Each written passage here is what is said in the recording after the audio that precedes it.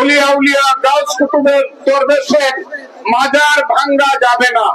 যদি আর কোনো ভাঙ্গো খবর আছে, কিন্তু পরিষ্কার ভাবে বলতে চাই, এই দেশে আমরা সব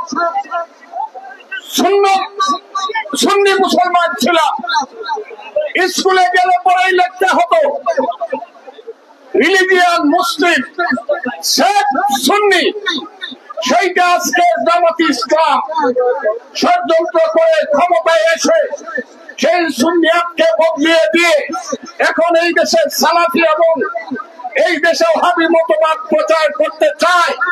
যারা এই দেশে অলিয়া উলিয়া গাউস কুতুব দরবেশ তাদেরকে বিশ্বাস করেন এবং যারা বিশ্বাস করেন আমার দিনের নবী হযরত মুহাম্মদ সাল্লাল্লাহু আলাইহি ওয়াসাল্লাম দিনের নবী, নূরের নবী, নূরের নবী, যারা বিশ্বাস করেন ওই সব ওয়াহাবিদের সম্পর্কে সাবধান থাকবেন।